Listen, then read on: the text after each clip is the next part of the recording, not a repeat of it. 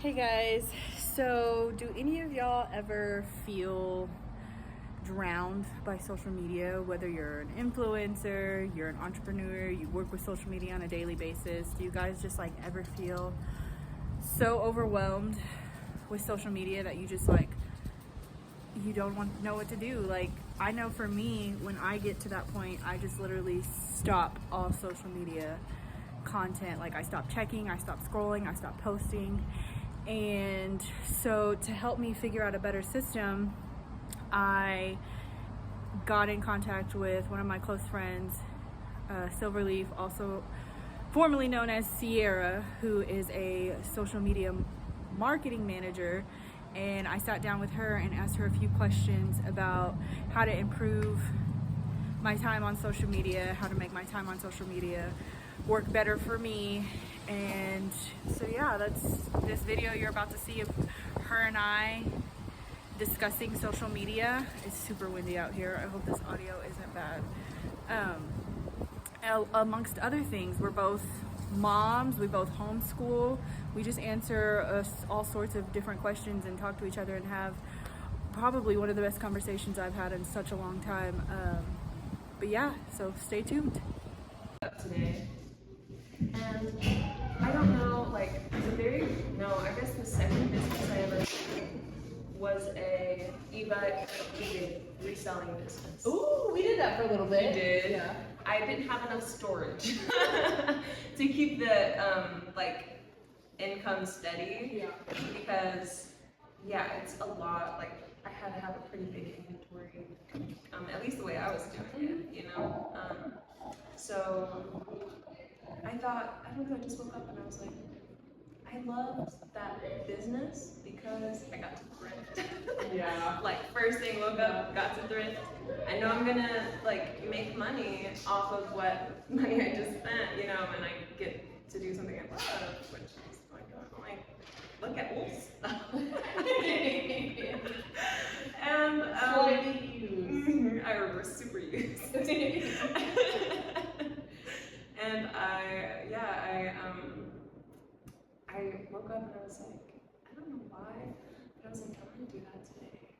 And I was like, it's Saturday, so that means like all the estate sales and the garage sales. And so literally I just woke up, got ready, and I prayed.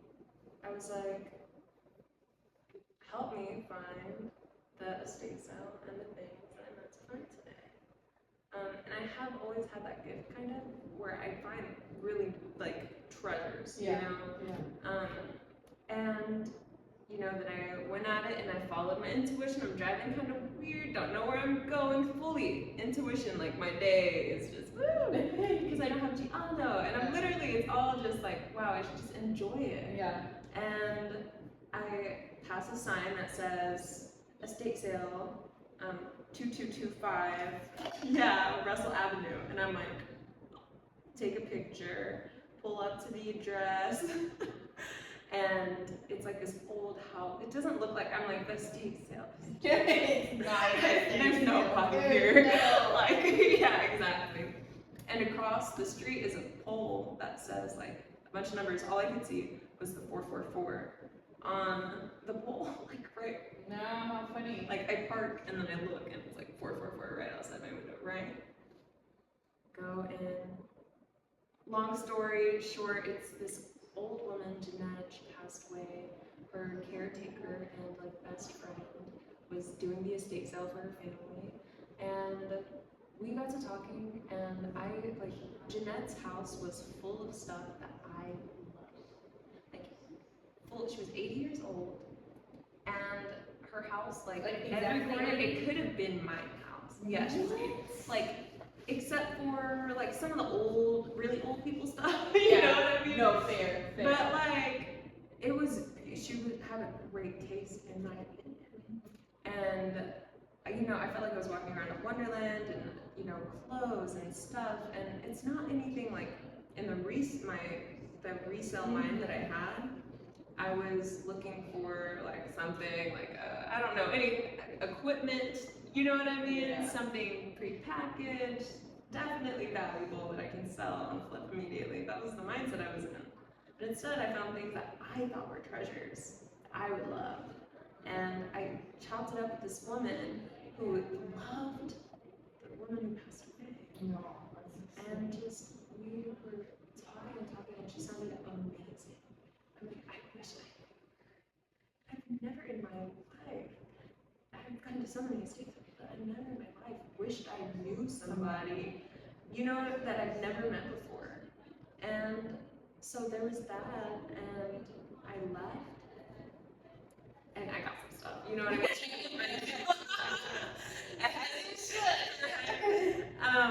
And I left, and I felt this woman's spirit thank me, give me gratitude, and also now she's supporting me. I love that so much. And it's like this just happened, and I'm like, what is going on? Like today feels magical. I love that so much. Yeah. So It's anyway, so I know recording that, No. it's a lot of like woo No, stuff. no, I you literally, know? in one of my previous videos, I was like, I'm a spiritual girly, so Okay, cool. deal with it. I know, yeah. I'm I gonna be can't talking even about avoid it. angel numbers, like, Can't I'm avoid it. like, but it's so funny that you said that, because I always tell Rashad, I feel like I'm a great, and I am a manifester, so like, when I look up my birth You're chart, like- like, I'm a manifester, You yeah. are? Yeah. Oh wow. And so, That's wild. I know, but I feel like I've manifested my Rashad. I feel like I've manifested my kids. Like I feel like because I've always from the time I was little, I was always like, I'm gonna have 2 kids, and the first one's gonna be a boy, and the second one's gonna be a girl. I've always said that. And so I don't remember my ages though. I used to be like, I'm gonna be married by this age and have both my kids by this age, but I don't remember what ages I used to say. Yeah. I know it was before I was 30, and it was before I was 30. I know. Wait, I never even thought about that. I never even considered that. Oh, Whoa. I know. So it's funny that you said she was exactly 80, and then her address was 2225, and then you saw the 444. Because I always tell people, I'm like, I'm gonna die on my 80th birthday. Like my family's gonna throw like this huge birthday party for me. I'm gonna be so happy. Like it's gonna be such a great time, and then I'm just gonna pass away in my sleep from happiness. And so the fact that you were like, she was 80. Yo, my great grandma passed away in her sleep, and she was smiling, and that sticks in my heart. It says something to me so strong.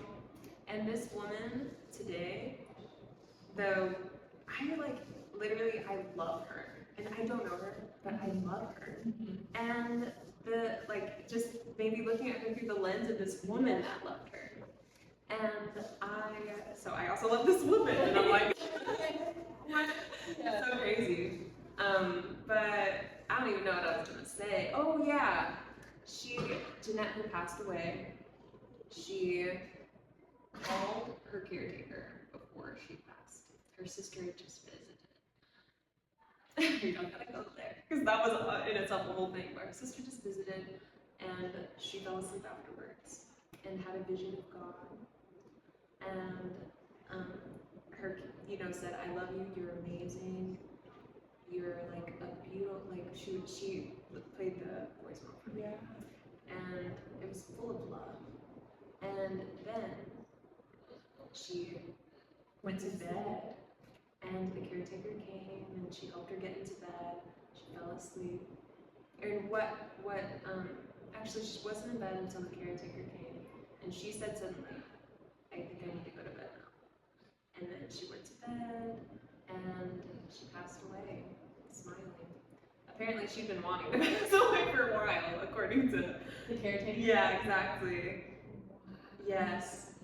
And so I'm like, I feel like this woman herself, like if you look in her house, she has deeply like spiritual things, but in a very old lady way, like you never would have thought, like just because Like from like through the years. Mm-hmm. Just stuff she's carried with her. I'm Exactly. curious to see what my home looks like at 80. This made me think, like I got home and I was like, I was like, exactly. yeah. Because I'm like, Yeah. That's the best word I could come up with, honestly. I was like, What is it? Yeah. I got this tiny little oil lamp. It's so small. It's like a real I love like of the oil blender. lamps. I love oil lamps. My grandma had oil lamps, and I remember those like vividly from my childhood, just like lighting up with my grandma. Yeah. I remember my grandma's fake apples. My grandma had doilies, and she always put them in sugar water. I don't know what it was. Like I don't know. And then I hate that because I was 8 when my grandma passed away, and I hate that like at the time, obviously I'm an 8-year-old. Like I'm not thinking anything of it, but my grandma was super spiritual. Like talking to my mom about like my journey and stuff. Like when I do talk to my mom, she's always like, you remind me so much of your grandma. Like your grandma was like super spiritual. She had angel guides. Like she had all these things too. And she was like, she would talk to her guardian angel all the time, and she'd be like, help me do this. She was like, and she would like. This is what blew my mind about today, was because it's taken me a long time to straight up just ask spirit and like unseen forces to do something so trivial. As finding a mistake zone. Yeah. You know? Yeah. But they did. Not only did they find a good estate zone, but they allowed me to like open my heart to love the spirit. Like a new like way better than I could have imagined, you know? Way better than I could have imagined. And that's exactly what spirit is. You know what I mean? So shoot, you know, your grandma was onto something. No, And, totally. like- And then my great aunt, my grandma and my great aunt were super close, and she was the same way. I remember one time when I was little, my mom was having trouble sleeping, and like just could not sleep and just could not sleep. And then my great aunt came over for like 3 days, and she like did this cleanse on my mom. It was like a 3-day like spiritual cleanse on my mom, and I remember being like, okay, like my aunt's here, my tia's here, like not thinking anything of it, and now looking back, and I'm like, I wish I would have like found my spiritual journey while one of them was still alive. It's like the questions I have for them, like,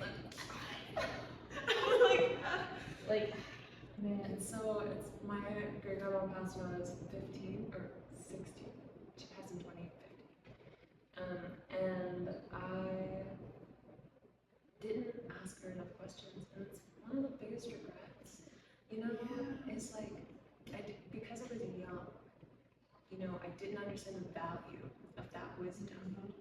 I didn't know to ask, and I'm just, you know, I'm like, it's just one of those things. Like I was 15. Yeah. Didn't think to ask my great grandma. Like my great grandma, her mother, was also performing rituals like your great aunt, or ceremonies, or whatever. And she did one on my mom to lift a curse.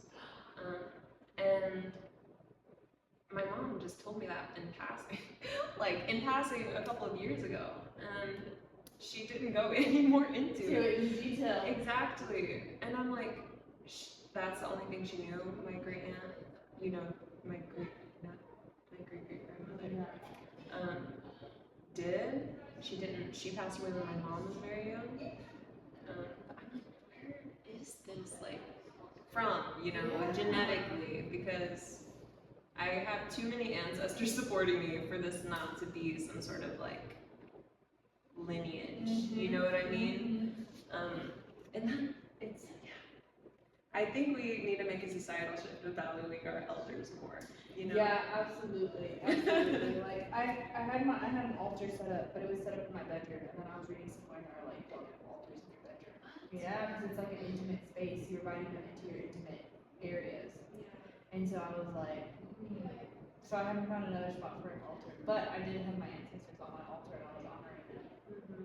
So I did not know that. I didn't either until I read that, and I was like, I'm like, maybe I should move mine. Because mine's actually in Gianna's bedroom, which is like, I put it there because it felt protected. You know what I see, mean? that's how I felt too. I was like, it Yeah. felt like I was being protected, and like I was reading somewhere, and they're like, nah, it's a very intimate space. Like, that's one area. It's like it's bedrooms, closets.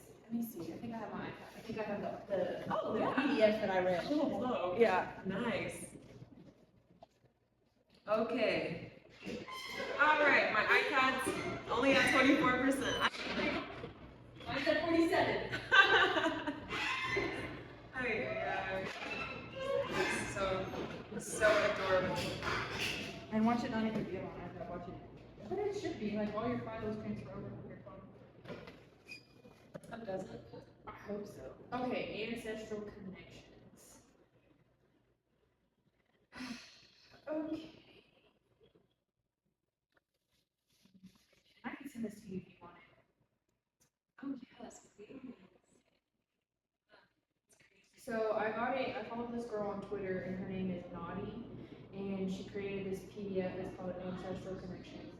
And she like gave it away for free one time on her Twitter, and I was like, yep, download, and I did. I do that all the time. I feel like even now I'm thinking about making a digital product. It's crazy. You should. I want to make an ebook, like a recipe ebook, once I like get all my recipes. Oh my gosh.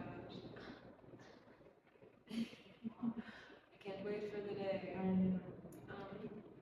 my gosh. Literally, I was just talking to Gianna about your juice, and he was like, I would get watermelon love right now.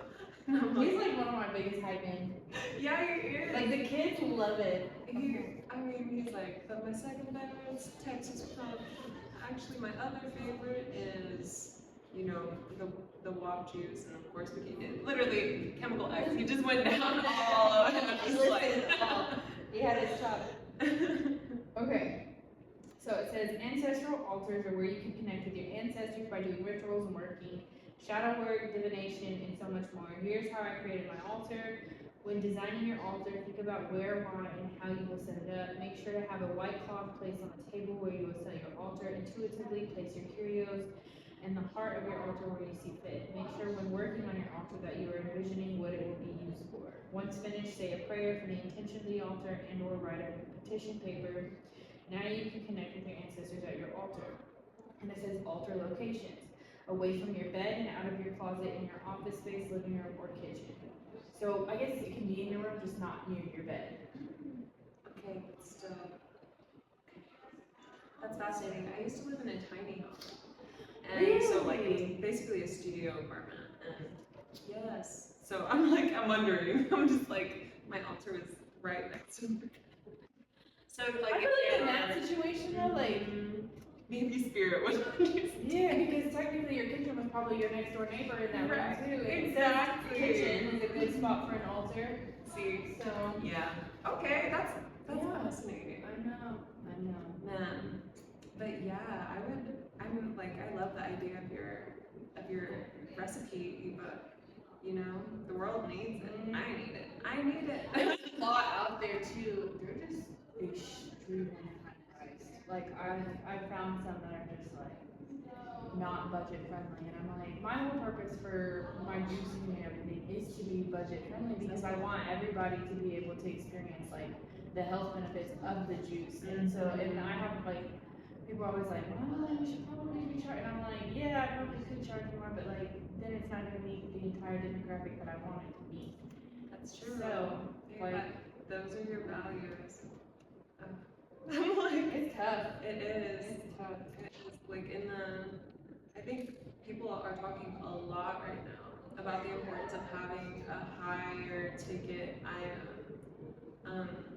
to fund the lower ticket items, to help kind of bridge the gap, because like doing things because we love them, which I think is highly important, super important. We need to be doing them, but often you're using a lot more energy to serve more people, and it's just giving a lot.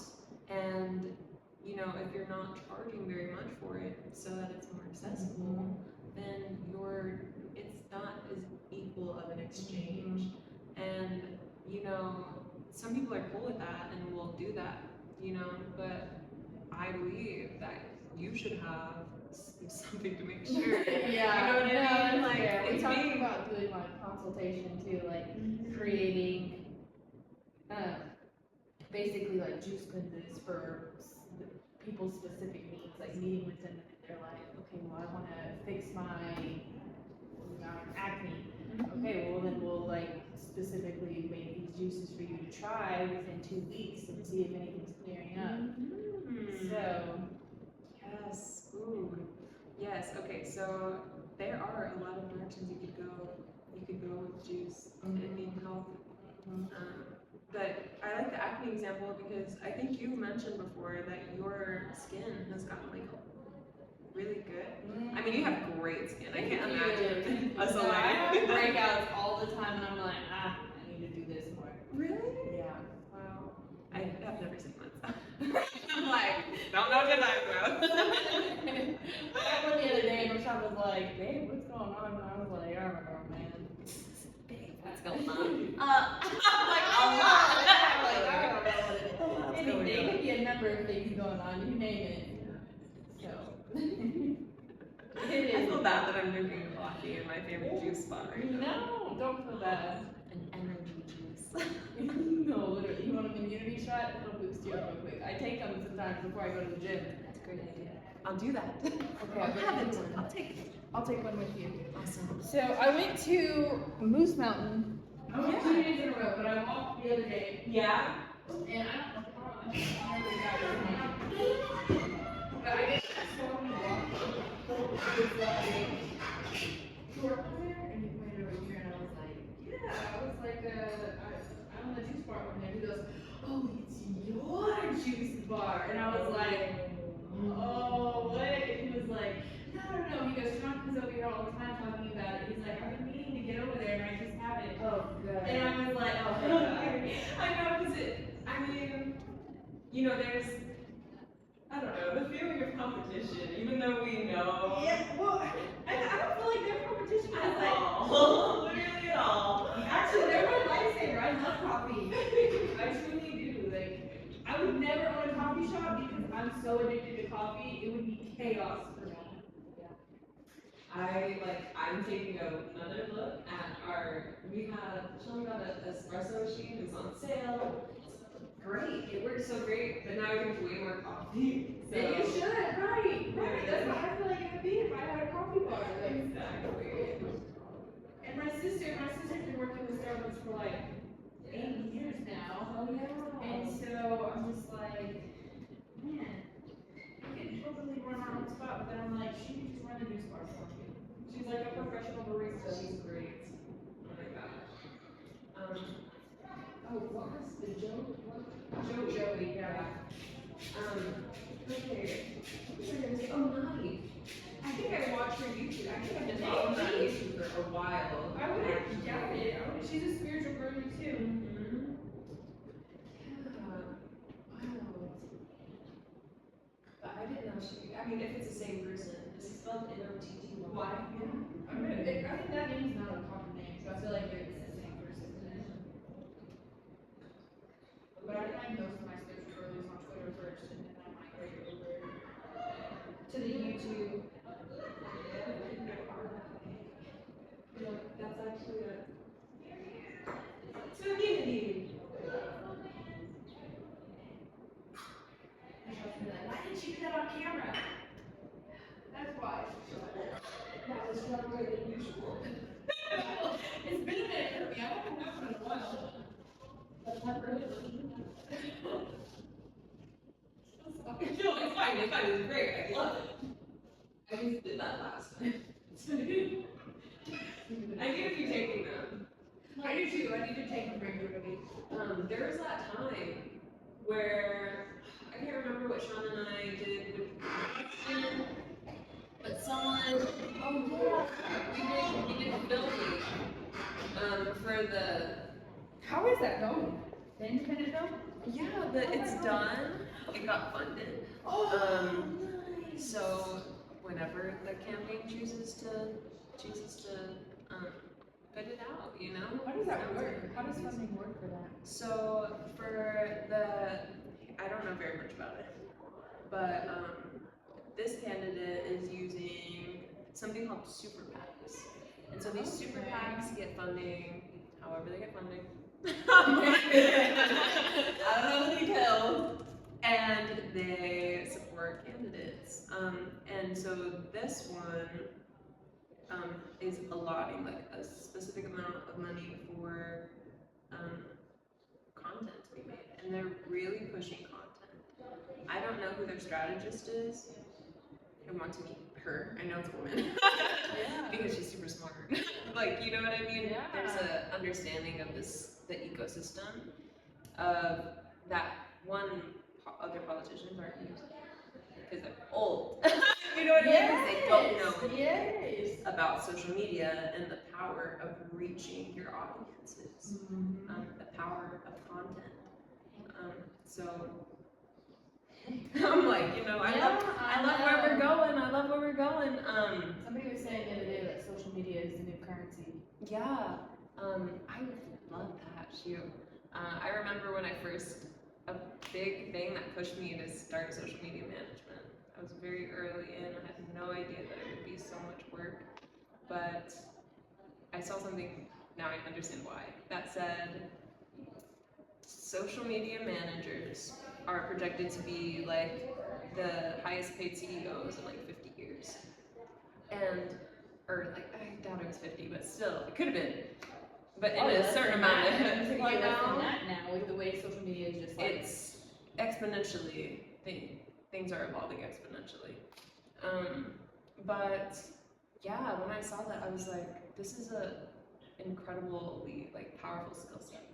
And you know, I'm down to dedicate. Like, I love it. I love learning about it. You know what I mean? I love talking about it. So. You were talking about our Facebook page the other day. My mind was literally like, because like it's foreign to me. It's literally like looking at my algorithms and looking at my analytics and stuff like that. I'm like, I speak that language. It's such a. I'll just put my face in front of everybody. Like I'm to the point now where I'm comfortable enough to where I still hate being on camera.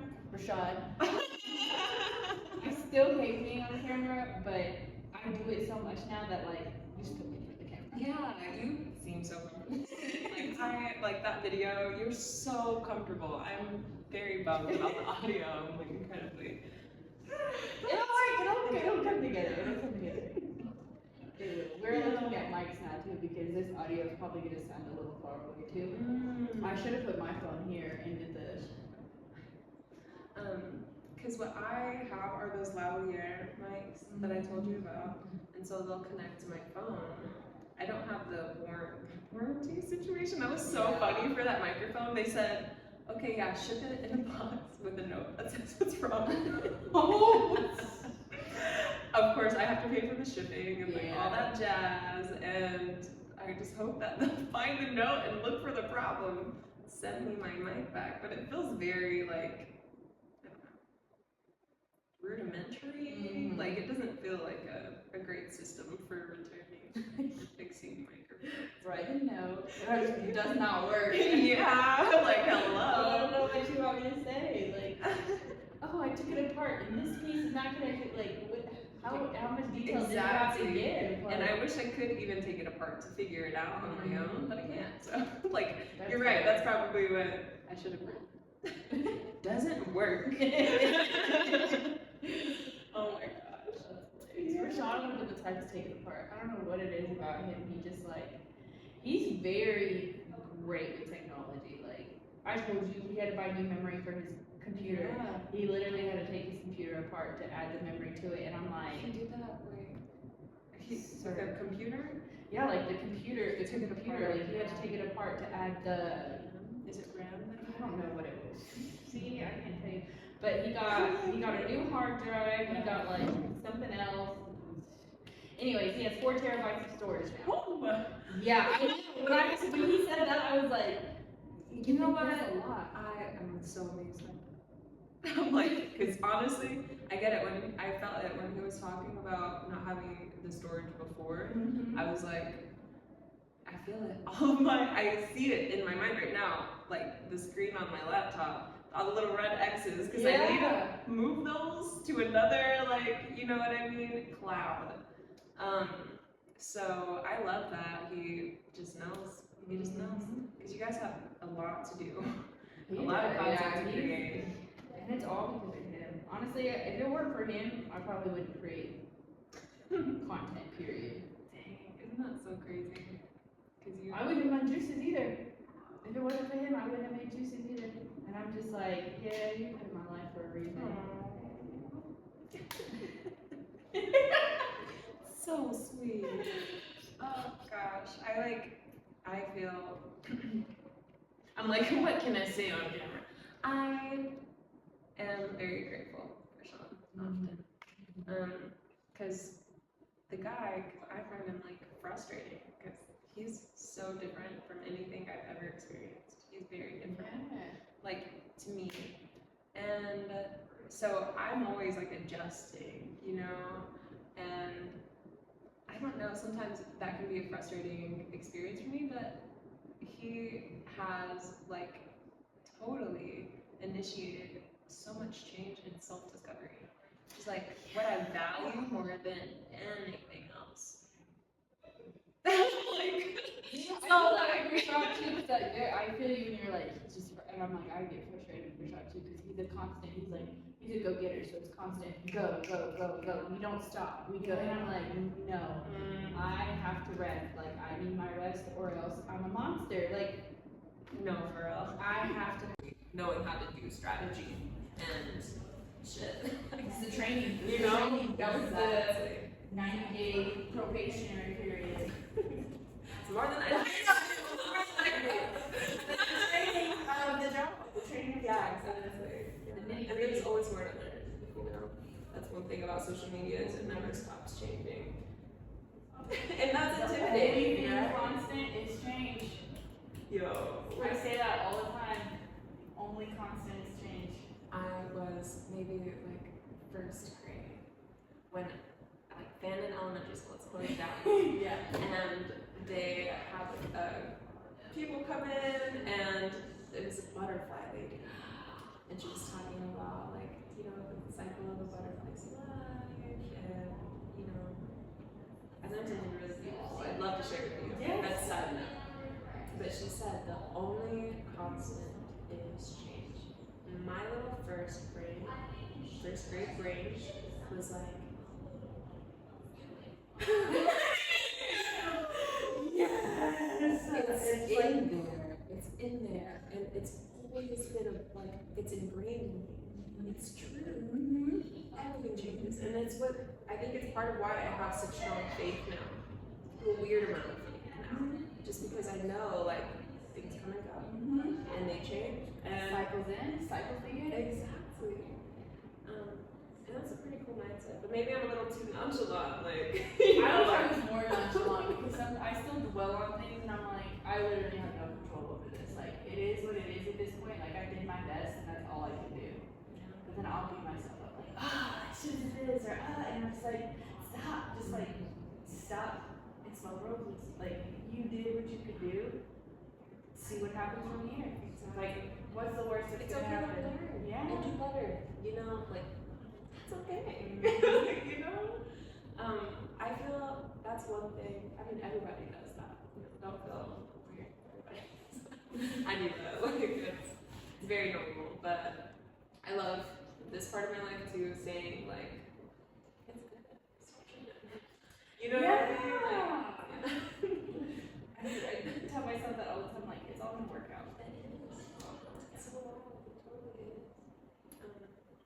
I don't know. What was I? Oh yes, you too.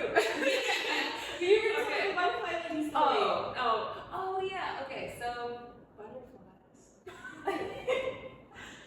You know when they're in their chrysalis, they turn to goo. They're goo, And they're like reborn into like, they reform. I was going to say crystallize, which is strange. They're in a chrysalis, but they reform themselves.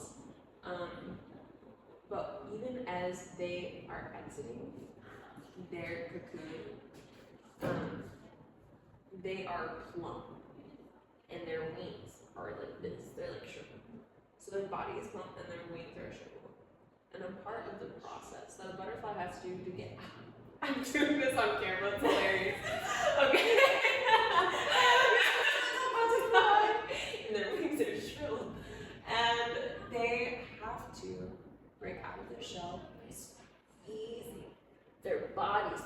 tiny little hole that they make, so small, that it pushes all of the juice that's in their bodies into their meats. Literally, they're squeezing. It's a part of their birthing process, or rebirthing process, is getting all of this, like, they're officially a being, and they have to, like, move out of this force field to fully transform and then be able to fly. That's it. I wonder if they get stuck sometimes. I think they do. I'm sure they do. I'm sure there are butterflies that don't make it out of their chrysalis. That's so sad. And it makes me proud of butterflies. I love butterflies. Like, I have this weird with butterflies, eyes, and there's something else. But butterflies, yes, butterflies. Literally, I know. Butterflies and the eyes are like my top, like, two. Like, anytime I see it, I'm like, oh, life is beautiful again. That's so true. Like, Gianno has, there was this time I took him, I can't remember the name of the park, on ESOP 11, I believe. But it has, I guess, butterflies laying their eggs there. And so they have mass, like, cocoons. I didn't know this. Or, like, mass butterfly, I don't know what we call it. Butterfly gates in Vienna. Like, I don't know.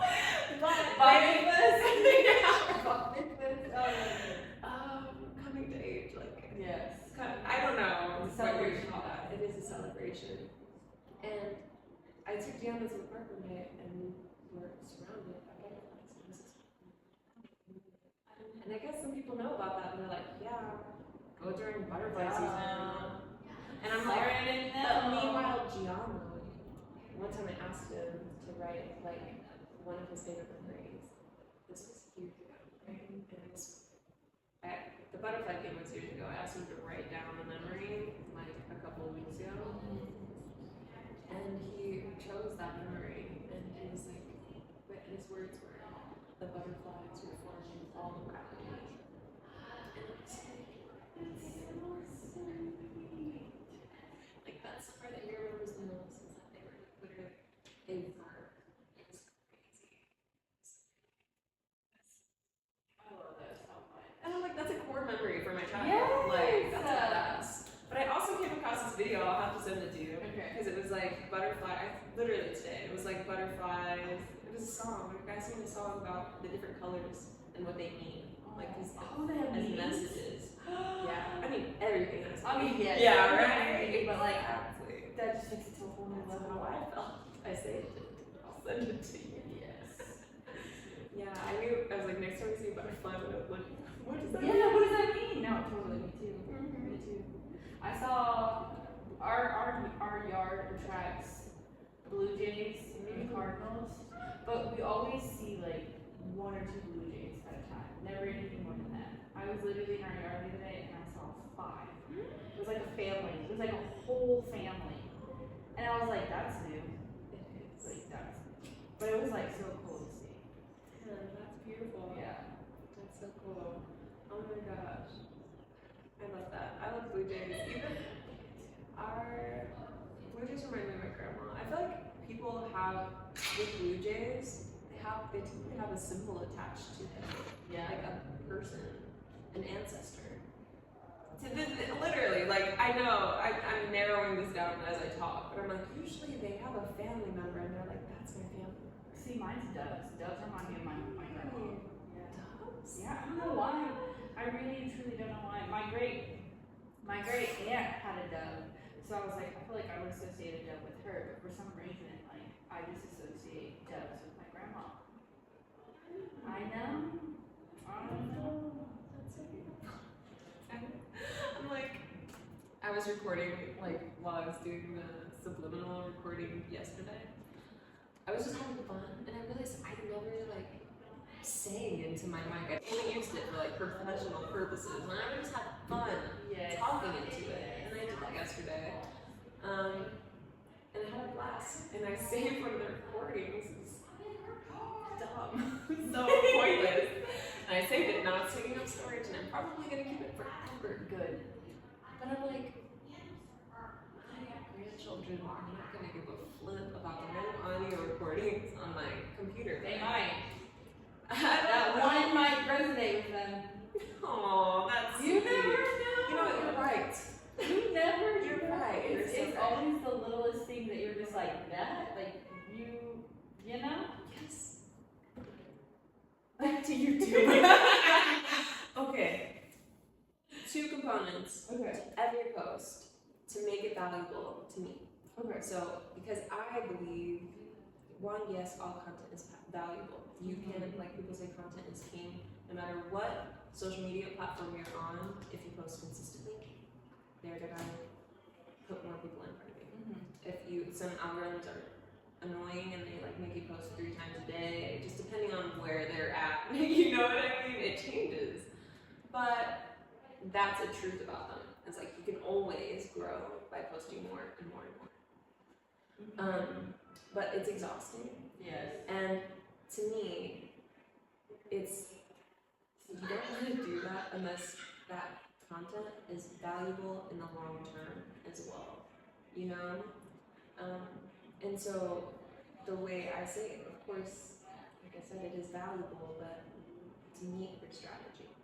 It's so important to have a goal. And if it doesn't have to be like a metric, like just like set the goal so that you in your post can make sure you're aligned, right? And I can't think of like an example. Maybe we can talk it out. But I'm thinking of, so every post has to have 2 components, and this is what I do: a hook and a call to action.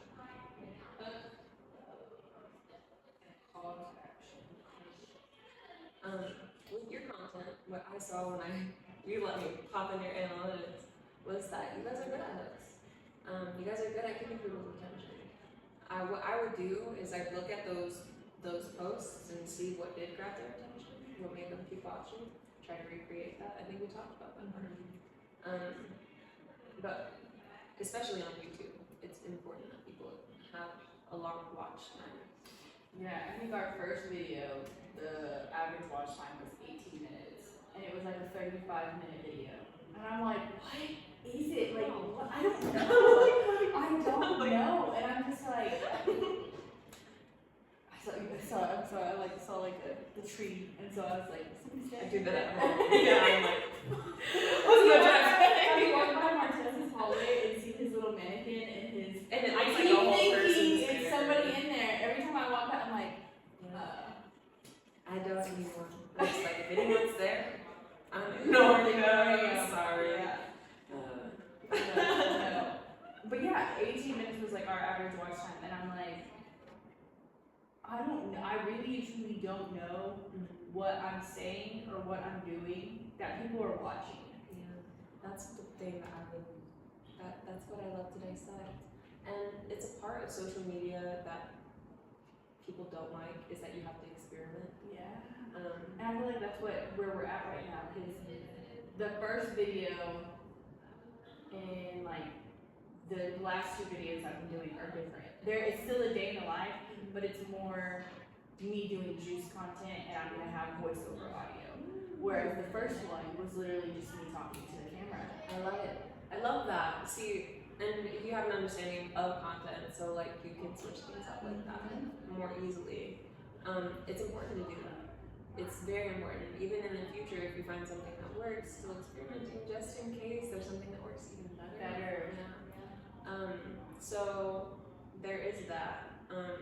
So I would like hyperanalyze the piece as much as I could, see what, if I could recreate it, you know what I mean?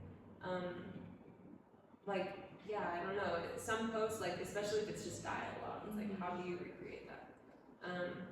I would look into the language patterns, see, that cause people to keep watching. That's fair. And so that's part of the hook, is that like you could do it with copy, or you could do it with your words. Some people, like I was talking about the question thing, about how questions allow people to feel connected to me, and it makes them more invested. Asking a question at the beginning, just something. Yeah, or like having them comment a question and then answering it in the next video at the beginning. Exactly. Because then it brings that follower back to watch the video. Yeah. Okay, wait, now I'm gonna write that. Wait, let the moments. Okay. Give me that. Give me that idea one more time. Like having people post questions in the comments, and then the next video addressing one or two of those questions at the beginning of the video.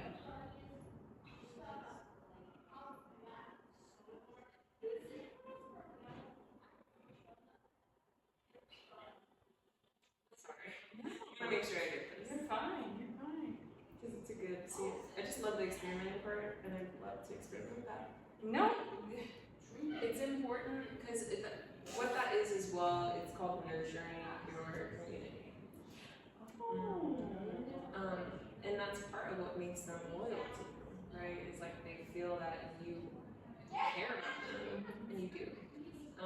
So like you want your brand to reflect that, right? So asking them questions, in general, I think most people ask questions anyway, but it's important to say, like, do you have any questions? Ask them. Yeah. I want to answer. You know what I mean? I love that. It's good to do, but like, I love thinking like, how can you optimize that? You know, make it as valuable. Get all of the juice. Make it juicy. You know. Squeeze the pulp. Exactly. You got it. You totally get it. So that's really what I'm talking about, is like making juicy content. Hey! So hit them with the hook.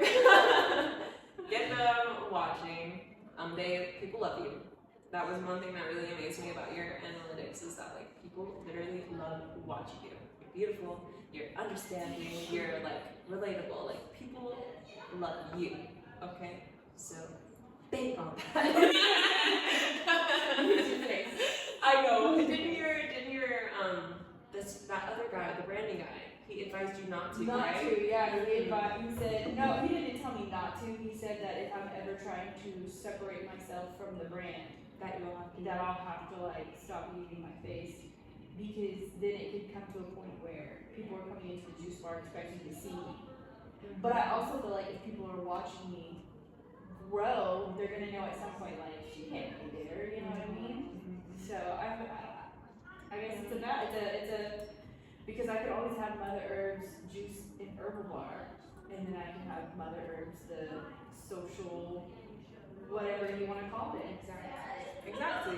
You totally could. I don't know, like, what matters in that regard is what your goal is. Like, what's your strategy? If you end up feeling like you don't want your audience to relate Mother Herbs with you, then yeah, I don't mind it though. I really truly don't mind it. Like, it's fun for me when I'm out in the streets and people are like, "Are you Mother Herbs?" And I'm like, "Oh, yeah, that's beautiful. yeah." I had that experience one time. I started a secret journalism account on YouTube, on Instagram, and one time somebody asked me, I felt like Gossip Girl. I literally felt like Gossip Girl. I was like, I love are that. you? And I was like, Not Bridgerton coming to real life. right? Like, okay, anyway, but Mother Herbs is a great brand identity, and I mean, I would fuck with it too. Yeah, like I just, and I Excuse my language. No, you're fine. Yeah. We'll leave it out. I have to be so, like, Rashawn's like, you can't cuss, and I'm like, oh, it's so hard for me not Are to. we matching? Yes! Yes! Yeah. Oh my gosh, this is my go-to necklace right now. So I can't take mine off. It's that like is, yours are like equally. It's like a waist bead, but but a necklace, yeah. Yeah, the goal was to make waist beads, and I was like, this is too much work. So I was like, I'm gonna make a necklace. It's like an evil eye necklace. I did it because I don't like to talk, and so I did it to help blue with the throat chakra, yeah. And it's on my throat, and I feel like I talk all the time. But yeah, Like, is this why my throat chakra has been going up lately? I feel like my throat chakra gets blocked quite a bit. I mean, same. It's really easy. One, the place we live in doesn't want us to use our voices strongly, but so there's that environmental influence. But it's not just the place we live; it's the society. Yeah, right. Women don't have voices. We're not. I'm like.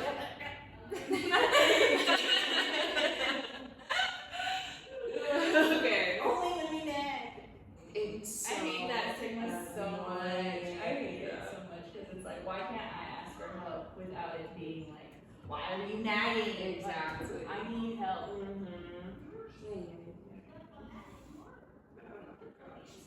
So backwards. We live in such a strange society. So strange. So strange.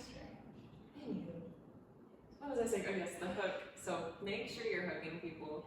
I respect whatever content you're gonna make. Like I said, it has an inherent value because you're building your brand. But if you want it to be as valuable as you can be for your brand, you want it to meet the standards of the content that is going to be pushed to the people you want it to be pushed.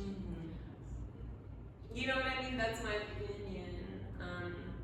And so like, if you did decide to, like, you get this strategy down of making sure you get the hook and the call to action, and you decide to post more, then those posts that you're posting more, the algorithm's gonna push you because you're posting more.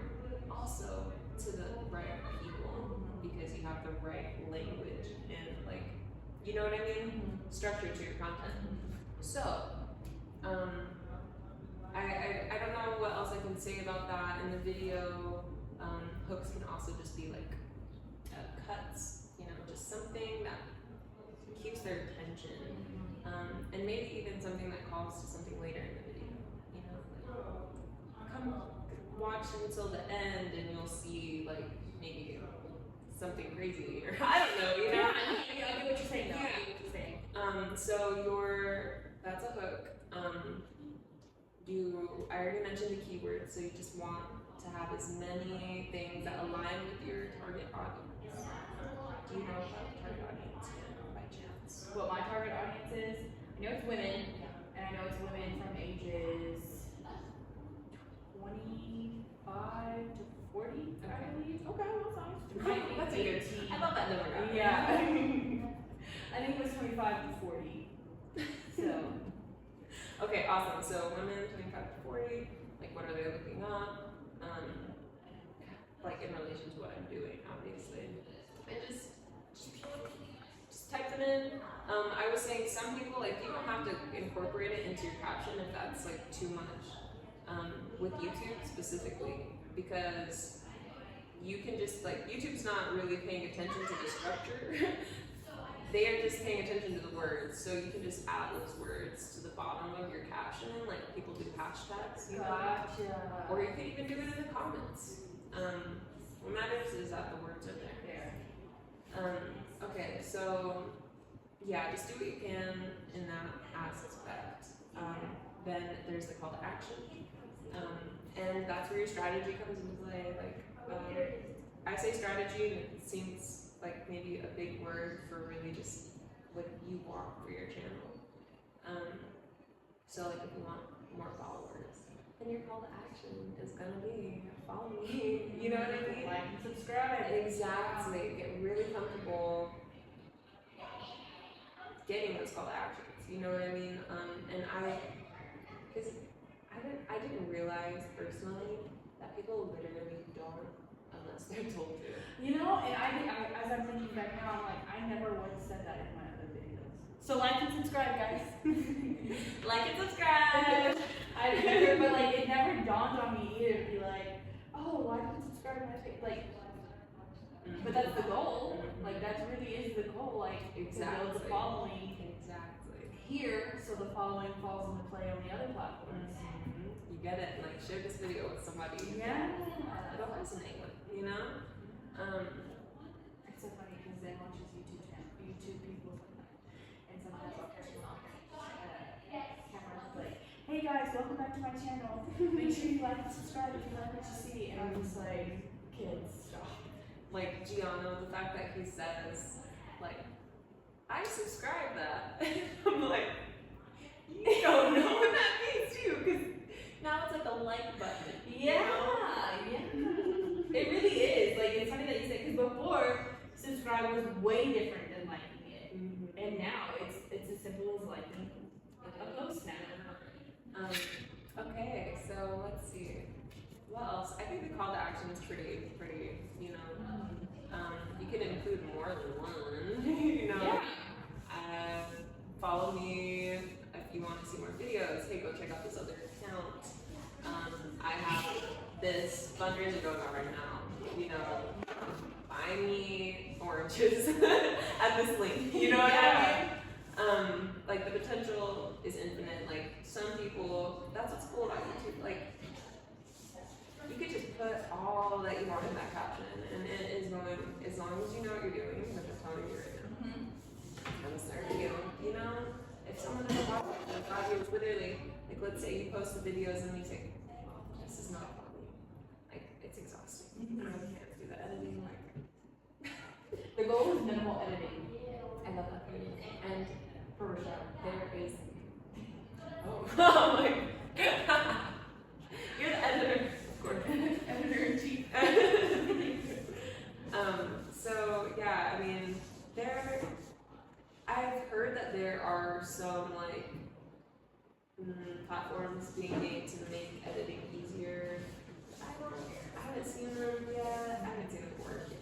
That's really, but it's a potentiality in the future, the near future actually. But I don't know.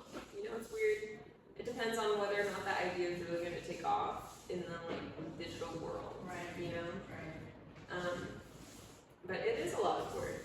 And yeah, so like let's say Rochelle's like, no man, we gotta cut it down to 2 videos a month. You know what I mean? You know, honestly, I feel like I'd be okay with that because even though I'm not physically seeing these people, I do feel like my energy is drained. Yeah. Okay, so that's one thing that I feel is really important. I play with myself a lot. You do. Okay, that's important. That's so important. It's good to know generally. So you are already like, you are in the spiritual world.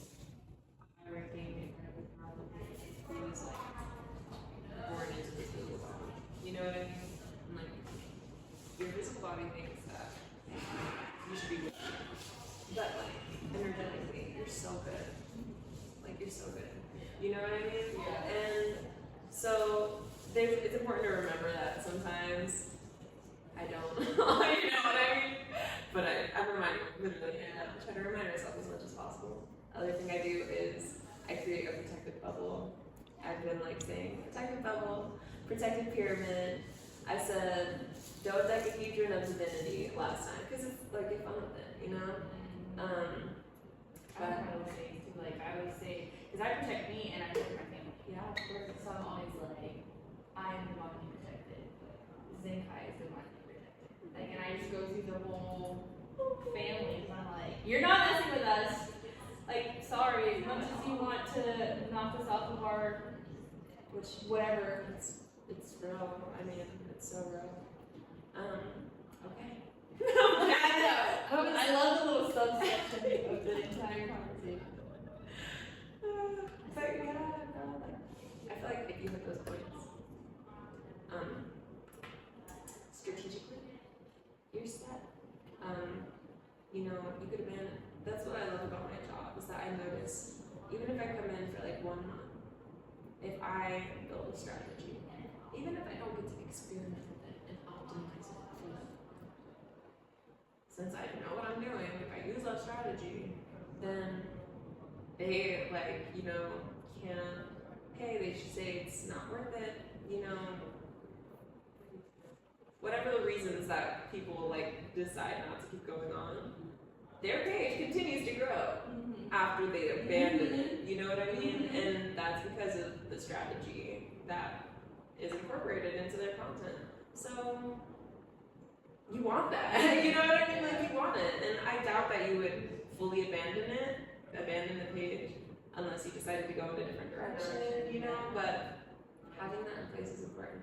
and like it's okay to like start one project and say like maybe I'm gonna do podcasting or something instead. You could of course do both, but it's the energy. If you want help, let me know. Definitely. And that leads me to another question, because right now my videos get posted to Rashad's YouTube channel because he's already got like a small, it's not big, but bigger than starting over. Yeah. Basically. And it's like, should I just create a whole new channel dedicated to Mother Herbs and have, or should I continue on with Rashad's channel and just have a playlist dedicated to Mother Herbs? Okay, let's see. So what I would say is It's so late, I don't know how he has it on this. One of the same. Yeah, it is. But and I get that. But I would say it's important that your followers align with your brand. So you guys don't really have the same brand.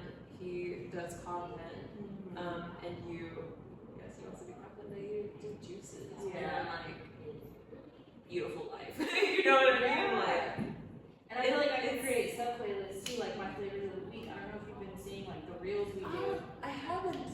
Oh. Okay, I was like, what's happening? Okay, there it is. Breathe. Okay. But like the content we do to showcase the flavor of the week, I feel like that could be a YouTube short as well. No, it could be. Speaking of, we didn't even get into this, but let me finish this part. Okay. So what I would say is you would probably just want to build your own channel. If you create the strategy of like adding your keywords to make sure that your target audience finds you, then your target audience will find you and they'll follow you, and that's how YouTube knows who to push you to. Gotcha. Whereas like if you stayed on Rashad's channel and he created his own content, if they are not the same, then it doesn't the algorithm. it doesn't really help either of you. You know what I mean? So I don't know. Like I think people view followers as like people think that's an important metric, but it's really loyal followers. It's really an aligned audience. You know. So yeah, that's what I would say about that. I would create your own. So creating your own page, should I remove the 2 videos that were dropped to the other page? Or leave them where they're at and then like going forward? How do they perform? Rashad, do you know how they performed? Like views? I guess that's the Yeah, like views. First one had 56 and 4 days, and then and like 4 days ago, 56, 2 likes, 2 comments, and then you had 15 views in 1 day for the last one. Okay, so that is a pretty high engagement rate. Once again, I'm like, you guys have a crazy amount of like initial engagement. Blows my mind that you guys are implementing a strategy to do that. Like people literally That's where you do you want to move up and literally put that down? If you want to move this sun is it's deadly. It is deadly. We're gonna move over there if you don't mind. Yeah. Move. Not really. I've been having a sweat mustache for like. I want to sit on the couch. You want to sit on the couch? Okay. Where else at? Me? Yeah. Okay. Still the 6 gonna sit on the couch. Comfy. It is comfy.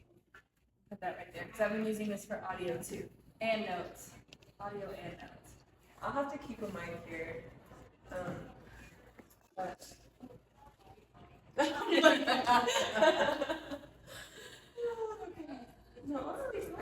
We were talking YouTube still. okay, but, awesome. Hey, go on. But channel, switching over to my own platform. Yeah. Oh, and then you were talking about the views that we have Mhm. currently on the 2 videos that were Yes. released. So what you want to do with that? Feels so much better over here. This makes me feel like curious. I have this thought like, how many followers do you have by chance? That's such a. I don't know if I've asked anyone that out loud. Subscriptions from the channel would be 36. 36. I have 20 videos Okay. total. All right. You guys are awesome. Just so you know. I know it's weird because you're starting out, and sometimes it feels like It feels like the bread aisle. yeah. Oh, but I love that. I do too. Me too. And apparently so do people because the bread aisle would not be that big if people didn't like bread. Such a good point. Where's the tortilla? Give me empanadas. Okay, anyway, so now I'm getting hungry, and I would.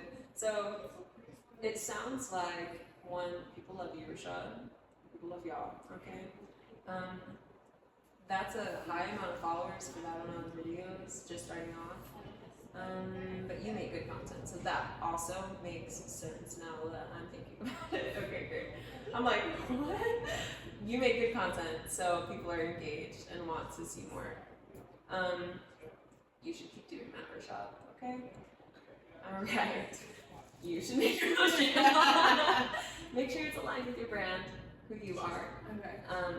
Because we know people love you. So just keep it going, you know? Keep that energy going. I love that you're experimenting with different kinds of videos. It sounds like the one with 56 views is the highest performing one. So if you want to keep that going, maybe you just interlace that in more in your strategy. Or I keep using that word, and I know it's intimidating for people, but just with your plan, you know? Okay, so that's what I would recommend. Let's see, yeah, I don't, as far as like day in the life content goes, I couldn't tell you like, you know, what people like.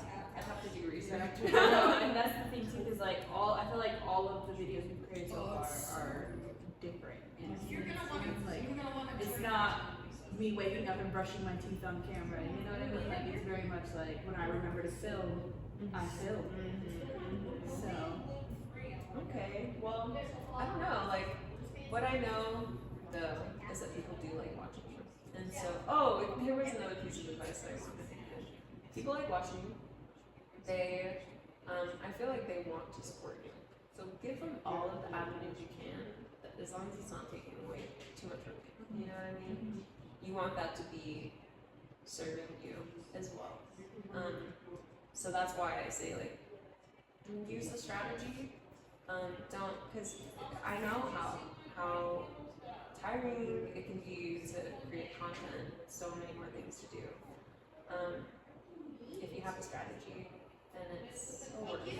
It's so worth it. Now, let's talk about short-term videos. Shorts. Do them. Do them all the time, as much as you can. B-roll with some text, like just because every single algorithm, TikTok has changed the consciousness of society. We straight up sweet, and to the point. exactly. Not only that, but like people value the authenticity, you know. So it's changed. It's changed all the social media platforms. Obviously, like all the social media platforms also implemented short-term videos as a main part. Yeah, because shorts weren't a thing on YouTube before. YouTube Shorts, Instagram, Facebook Reels, you know. People really like short-term content, and all platforms really like short-term content. So it's important to have long-term. That's where you get your view time a lot of times. Just generally, some people focus on shorts, you know. But yeah, I think that would still fit with what you want, which is to share what like this life is, you know. I feel like that's what you want your people to see. You can't really do that in shorts as easily, but like stuff for, yeah, like the weekly, like, community shout out, or like, you know, it's about free, you know, like. Right, and then I can even showcase me making the juice. Like that could be the long term prepping, buying the fruit for it, prepping the fruit for it, juicing the fruit for it, and then tasting, you know? Exactly, like new juice launches, stuff like just, I get comfortable with the short term, short form, because it's the skill, it's the content that I think is going to be pushed on all platforms for longer. So like you can use those videos on other platforms. Even that, I don't recommend too much. Like you're an editor, so you would be able, if you're going to do that, edit the video a little bit first, like, you know, before you move it to another platform, because platforms don't like it when you like Commingle. But yeah, like I'm excited for that in chapter 3. You know, like oh my gosh. I've definitely been enjoying it. I didn't think I was having the camera in my face all the time, but like because sometimes I just hold my thoughts in my head. So getting to like express these thoughts, like even though I feel like I'm talking to myself, like it's so nice to just be like, okay, I feel like I can cycle a new train of thought now that I've released this other train of thought. Yeah. I can't even see what this is, but yeah. I love it. I love it too. Oh my gosh. Oh gosh. I love this conversation we had. I feel like it was such a wide variety of conversation for us, but it was so nice. I feel like the camera got us to open up more because we're supposed to be talking. We were supposed to, yeah. Yeah, Yeah, you know, truly. it wasn't really well focused. Like if you're editing No. this, We I didn't feel start really talking bad. about Edit that YouTube laugh out. until the very, like, not, I don't even know how long I we don't were know recording. if Well, the first one was 30 minutes. I'm on phone. Okay, and then Now it it's stopped. I don't know 23 when something. I don't know when yours stopped, because when I looked, it said memory full, and then I was like, okay, and then we started talking for a little bit, and then I was like, let me try. I started doing Probably like this. 6 minutes, because this is like an hour or something. No, well, we were just talking without anything for a while too. And then I was like, let me try my phone. My phone has 16 minutes. And then I was like, I literally have nothing on that phone. Like, nothing. So I was like, let me just put it up. look at this. You have a whole content phone. Yeah. Truly. I never thought you did. I didn't either. So I was like, I should have used this a long time ago. Did y'all talk about YouTube, about how to start getting monetized, you have to have 1,000 subscribers. You have to have, I think, 400 watch 4,000 views. Is it 4,000? I thought it was 4,000 400. minutes. 1,000 minutes, yeah, watch time. That's what it was. So we did talk about it. I don't remember the metrics. With YouTube, I'd love to know because I want to be my channel to be monetized too. You know, what I would say, like what we talked about was the hook, grabbing the attention, and enticing them to stay longer. So like maybe talking a little bit about what I don't know, like Yeah, you know, it's hard to yeah. tell because of the specific video form that you have. But this can be done generally by more cuts, more scenes, which means more footage and more editing, you know what I mean? But like, because of the short retention span thing, you know, people need it to switch up. So like, if you're doing if you're juicing, people probably are gonna want to see that from different angles, you know what I mean? And that's just how you keep them going because our eyes literally don't even want to look at the same thing. Like they're like, you know? And I mean, you could also use that in your favor and make it like your podcast episodes, like put the phone down. Like you don't have to watch this, put it down, just listen to us. You know what I mean? There, yeah. Exactly. Yeah. So you know what I mean? I love getting to experiment you know, and that's what I would be doing in this case because I don't know. Like, you know, I'm gonna have to go do some research and see what works. And there's gonna be a period of time where like stuff doesn't work. Yeah. Plus, I'll you know what feel I free mean? to use me as your guinea pig. Huh? I said feel free to use me as your guinea Oh pig. yes, great. I mean, it was so fun getting to look at your analytics. That blew my mind. But it honestly, I don't know if it helped me because now I'm like, how do people like y'all so much? I know why because I'm here and I get to see it. But it, like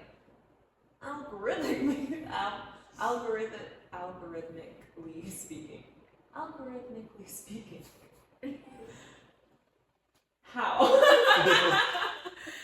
It's crazy. But y'all are awesome. You know, so honestly it's like a dream situation as a social media manager because most people aren't like Or like in the red when you start. exactly. So you guys have just keep that momentum, just keep adding to it because it's all love. And it feels like it too. It feels like all love. Like I don't ever feel overwhelmed with negativity. If that makes sense. Like it just feels like it genuinely feels like people want to know more about us. And they care about us. Yeah, they do. Yeah. Yeah, they totally do. So And I care about them. Like you do. I care about them. It's Like, awesome. You literally care about all of us. Want us all to be good and healthy. yeah, who was I telling the other day? Like one of my affirmations that I say on a regular basis is, "I'm healing myself. I'm healing those around me. We are consistent." You told me that. You told me Yeah. that. Oh my gosh, I love it. I thank you for reminding me. I'm healing myself. I'm healing others because like the way that I imagine, I have a very like intuitive like experience of life. I imagine like just in my vicinity, you guys are so lucky to be in the same room as me. I don't know if you know, but like I'm divinely protected. Yeah. Like nothing's gonna happen in here. Like y'all are Truly. Truly. And anytime something does happen, like I am protected in a way that's like I wasn't even near the situation. Like it's also something. yeah, yeah. Like there have been plenty of times where I'm supposed to be somewhere and I'm just like, nah, not today. And then I'll get a phone call like, you know what happened? And I'm like, yeah. It's fascinating. Yeah. I had the opposite. Do you remember that time the ATM was broken and there was money flying Oh around? my gosh, yeah. Okay, so I'm like, that's probably not recording. So over there, that's where the ATM was broken. So the money was flying down this street. Probably stopped right at the creek. I had to because I didn't see it. I still check the creek. I do. And I was driving my aunt, randomly picked up my aunt. She needed a ride, so I was driving her down 14. And I was supposed to keep going down 14. Exactly as 18 was. Tell me why I turned.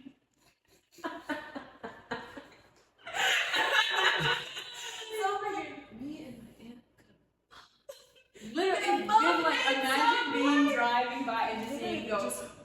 literally Like, could have happened. I would have got all my bags and been like, hey! Like, Literally, yeah. Oh my gosh, no. It's, like, I'm not lying. I checked the creek. I'm like, that money flew down the creek. This creek goes somewhere.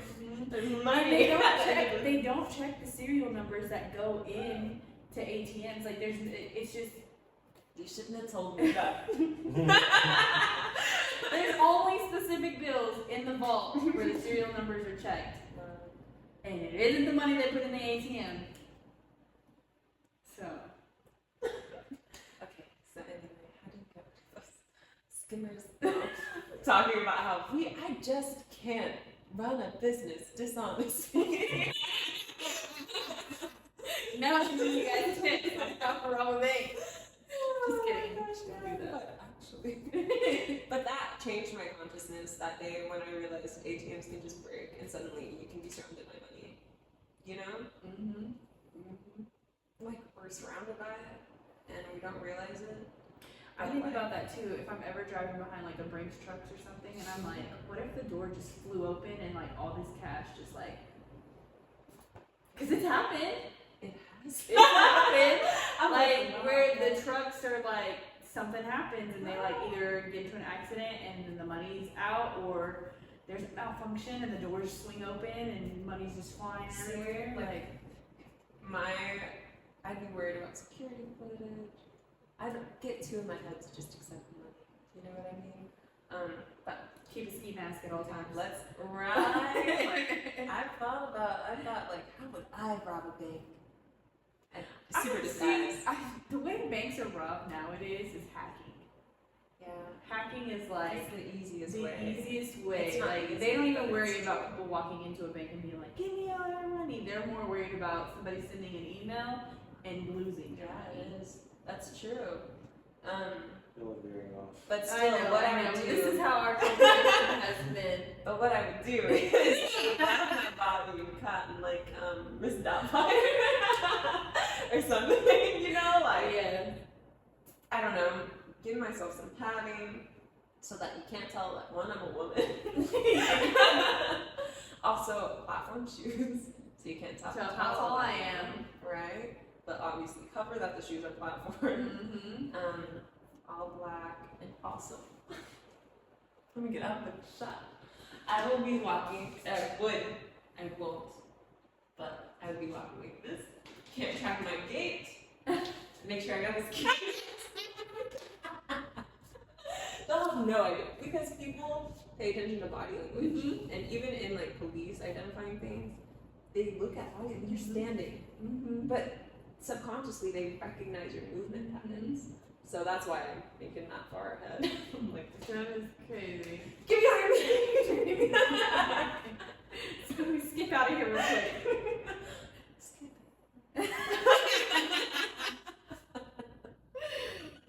It's like teaching me how to roll a bank. Yeah. Luckily, this conversation's on camera, so Nobody not that fun. Nobody will know it was us. Next week. Because I'll be cutting it. Yeah, it's been a lot of. It's been a lot of like, it's been fun though. It's been like a truly like engaging. This feels more like a podcast episode. And honestly, it's inspired me. Because, like I said, like we were talking about, I got a lot of knowledge. I don't get to use it as much. Like, I started this business to help goddesses, mothers, medicine women, healers grow their businesses, grow their brands so that they are able to bring in more abundance into their lives through social media. I want to do that so bad. And there are a lot of people I can't serve because they can't afford to pay me, you know, and I have to be paid for my work. So I'm like, I could give advice in video form, and I can't, like, I'm not inspired to just say, search engine optimization is when you look something up and it aligns with what you find and you can optimize your video. You know what I mean? Like, I don't want to do that. What I want to do is talk to a business owner that I can help, that I have information I can help, and give it to them in a way that actually serves them, that is understandable, you know? So let's start a podcast. I'm like, no, totally. I'm down, like, It definitely sounds like the forefront of your business should be like consultation based. maybe. So a consultation that's paid for, but you're able to build that relationship with them, be able to see their weaknesses, their strengths, their opportunities, where their target is, and being able to give them that information. And whatever they choose to do with it is where they go forward. If they feel like it's in over their head and they need to pay for someone else to do it, then they know who to go to. Because you've already given them the blueprint.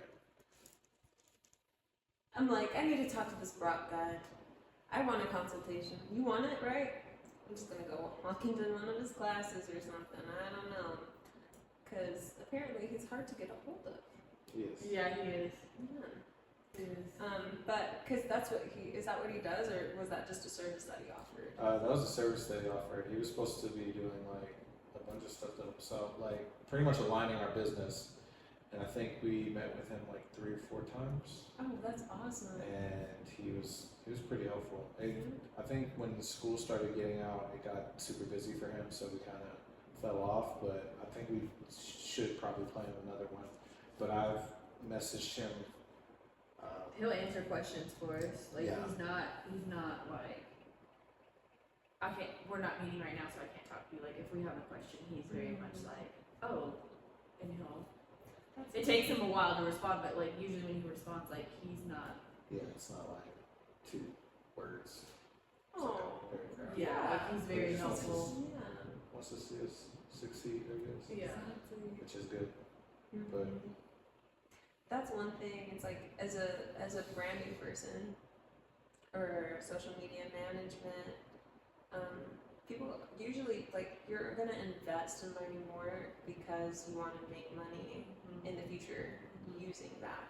So yeah, I think that's a pretty good structure.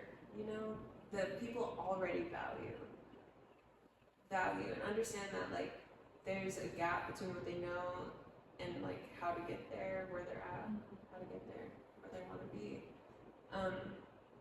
I fucks with that. I fucks with that idea. I might, but also I don't know. No, I'll consider it as a possibility. I definitely will. I don't know why I hadn't thought about consulting with my social media management business.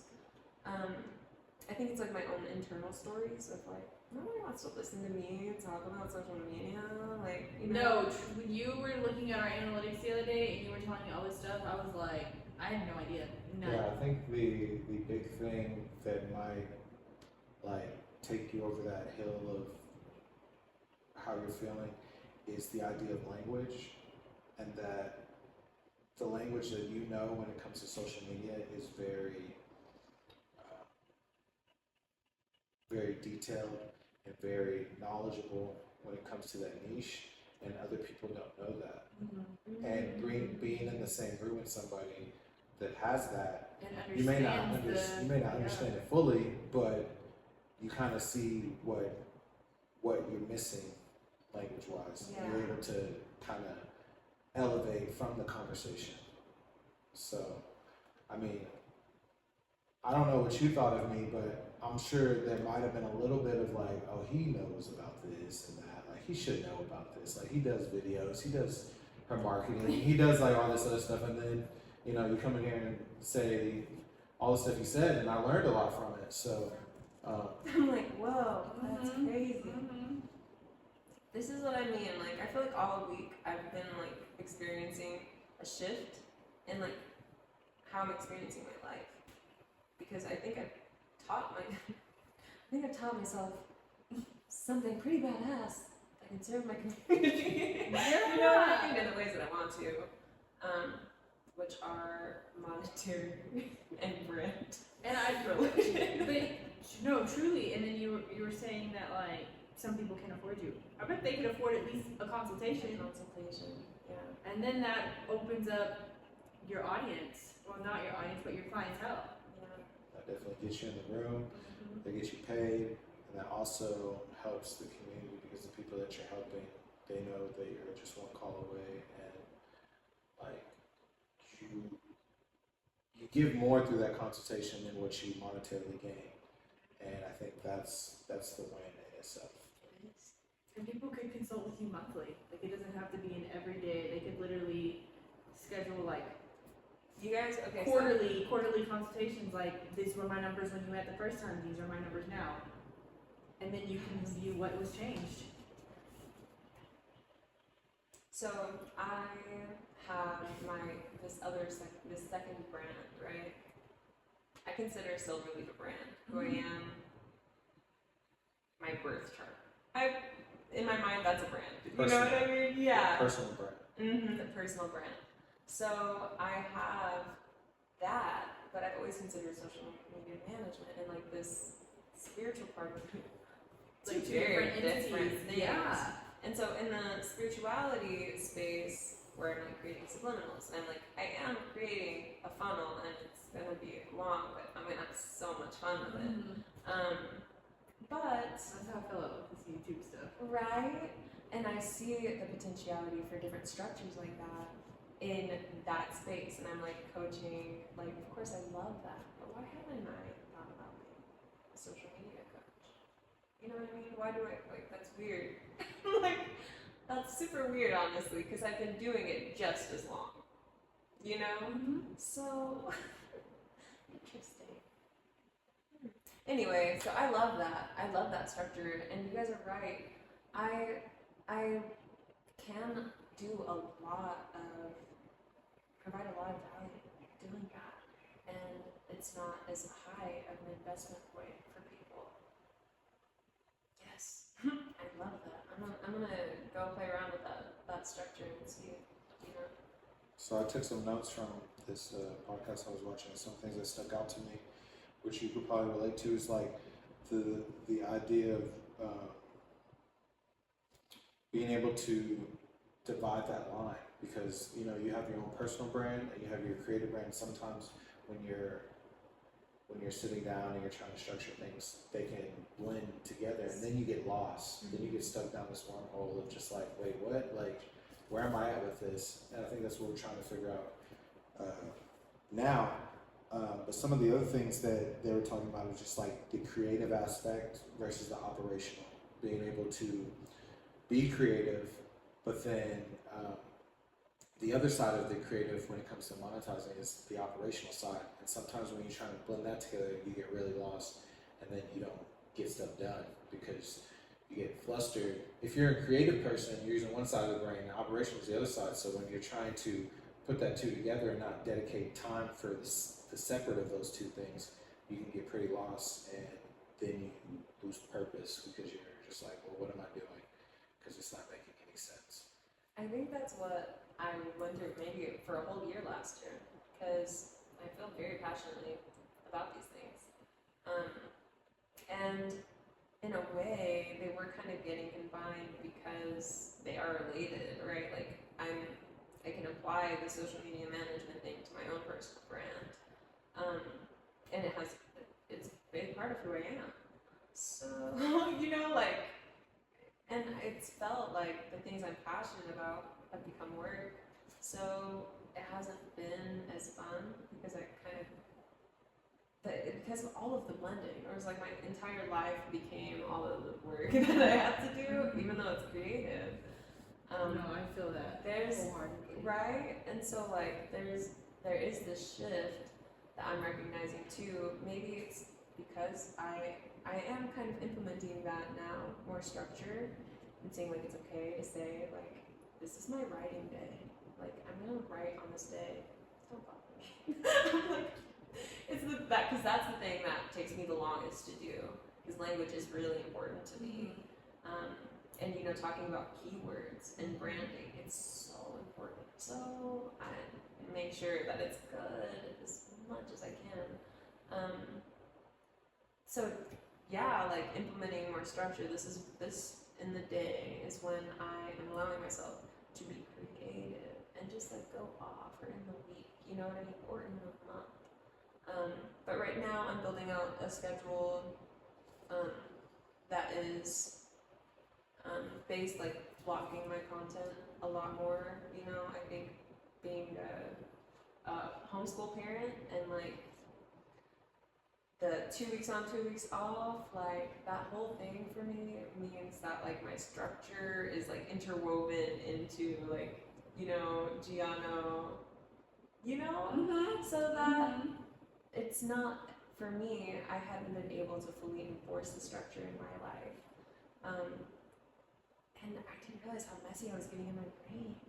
So like having it separated and like saying, yeah, today the only thing I'm gonna work on are those like subliminals that I want to make, and like I don't have to do more, but like that's what I'm gonna work on, my like hobby, my, you know, that project, instead of like I'm gonna do all of my graphic design today, where it's like I'm like, oh, I've got to look at my project management system in my own, but like, you know, the list. Yeah. And I was doing that, you know, and I was ended up working for everybody, including myself, like 4 days out of the week, and not, you know what I mean? Burning yourself out. And feeling like it was all related. Mm-hmm. So the separation is important. I think I really agree with that. And it's making me feel like I have more time in the clarity, you know? So I get to optimize that. Yeah. I'm all about optimization, man. We were talking about that. Yeah. I call it optimization, but being here made me realize it's the juice. I'm just making it juicier, you know? So, yeah. I love that. Like, you inspired me to, like, think of this differently. Think outside the box. Yeah. Mm-hmm. Oh my gosh. I'm like, what else? What other notes? I did you know. I mean, the one of the quotes that I got from the podcast is kind of driving what I'm doing right now to help her is, I don't want fast, I want far. So like the whole idea of just like low editing, when I tell her like if she's having a conversation with somebody, like record it, it's like showing her side of just like interactions with people, and like the main goal is to drive YouTube more than anything. And I talked to her about like if it comes to the point of just like shutting off like the Facebooks, the Instagrams, the Twitters, all that stuff, just pin a message just says, hey, like I'm working on YouTube right now and I'm maximizing my time for that. If you really want to know what I'm doing, what's going on, just follow my YouTube, so that we could get that started. And then I still think Facebook should be, at least Facebook well, yes, from other we areas talked still about be. that for sure. Facebook is definitely like the community. It's the cornerstone of Yeah. the community right now. Yeah. But creating the connection between the two, you know, I think that's super important. But I hear you, and you know, it's hard. Both Facebook and YouTube are great main platforms, fantastic main platforms. So like, Facebook is already serving you. YouTube has a huge potential for long-term value, you know? So I agree with that strategy that you're making. And I acknowledge, like, you have a good understanding of how, like, you know, people open a page and they're gonna see your pinned post and just saying, like, I'm not posting here anymore. That's, Rashad, I'm just impressed by you. So, He is an impressive guy. yeah, just do that. Like, The other thing if too that's is, but also, like, oh, I'm sorry. no, you're good. How do you feel about like Instagram? About like kind of slowing down? I'm fine with it, honestly. And I say that I very rarely have any social media interaction now since he stepped in. I barely even get on my personal pages. Like, the main social interaction I have is X. Yeah. And that's because I can just mindlessly scroll and I don't have to worry about who's looking at what, who's checking on me, doing what. Like, I can say the most off the chart thing that I want and no, nobody's gonna be like, Yeah, you know, that's how I feel about threads. I don't know. Maybe I feel like social media management changed me, and now, like, I used to be like, social media is a monster. yeah. I'm like, no, it's made to like make us think that we're deficient and that we need more things in order to be better people. So yeah, that's true. But then I realized that the monsters were the people who were in charge of it, and you get to like use the machine they made to serve you. Yeah. You know what I mean? Yeah. Like, you control yes, the algorithm. exactly. You know, algorithms are such a touch point. I think people feel really frustrated by them. I have felt frustrated, obviously, because like I want everything to do well, you know. But it's totally science. It totally is. Getting used to experimenting and comfortable experimenting is important. And getting the algorithm to work for you. Because that's how you do. Like you have to find out how it does, how it can. And with the YouTube, I know you touched on it earlier about maybe you'll be able to bring it up because I already forgot.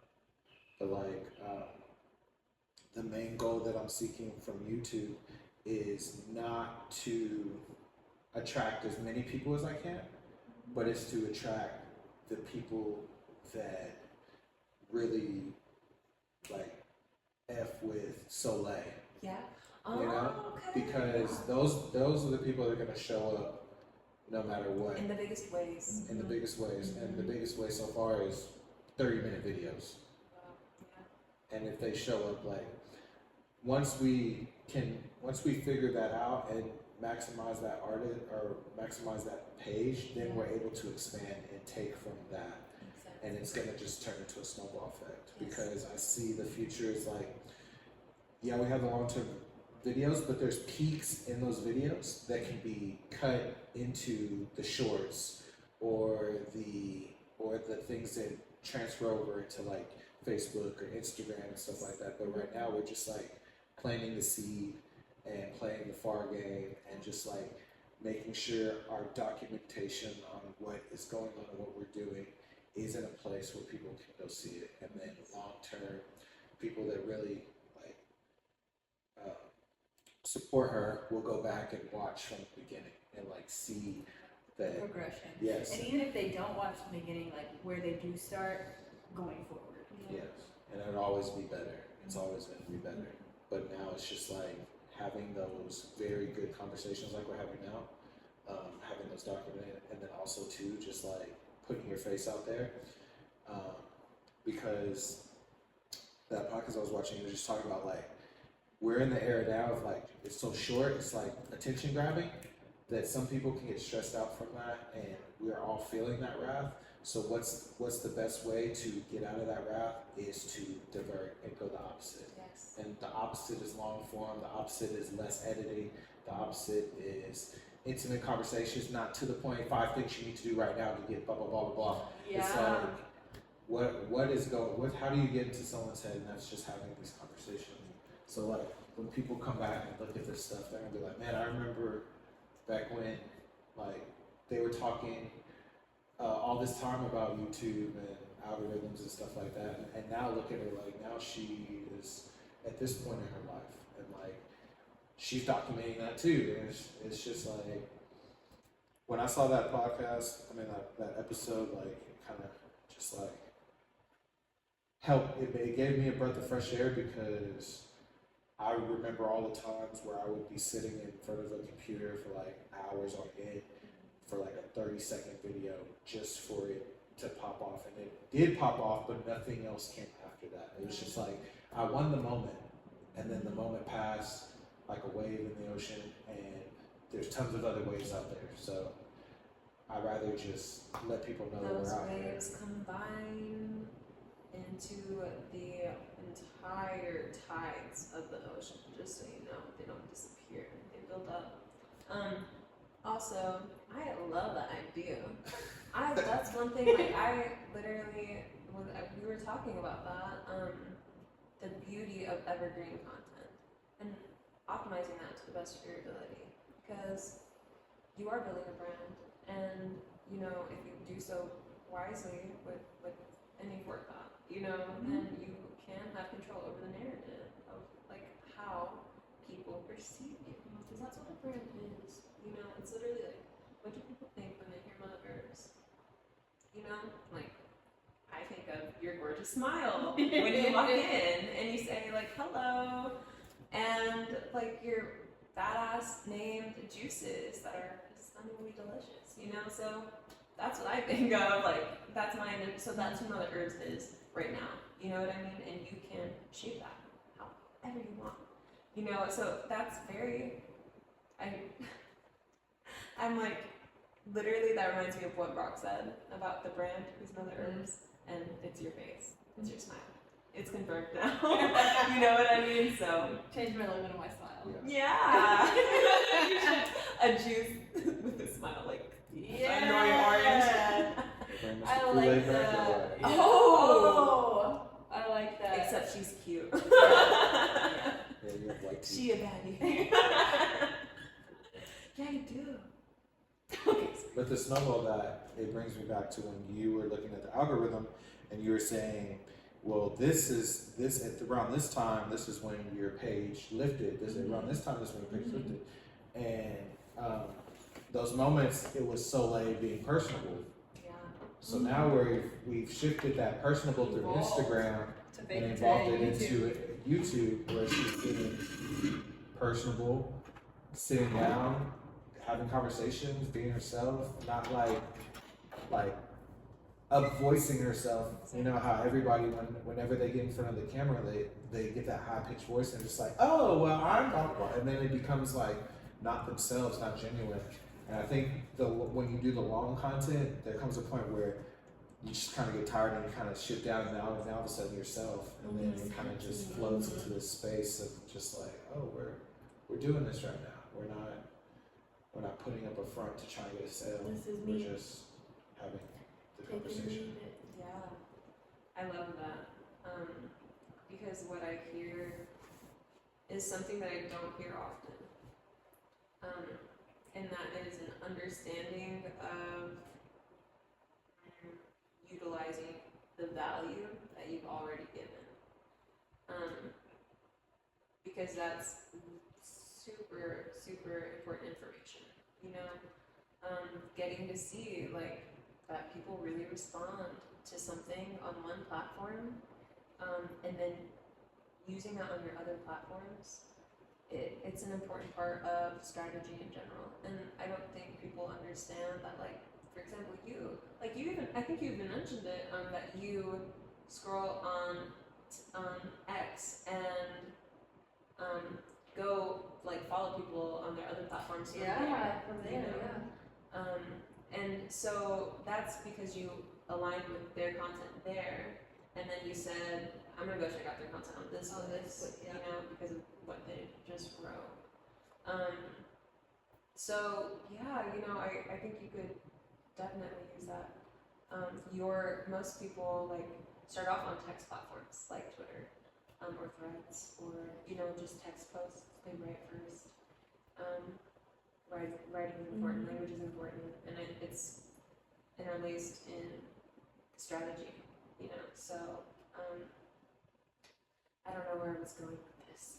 Now I've just been saying a bunch of words.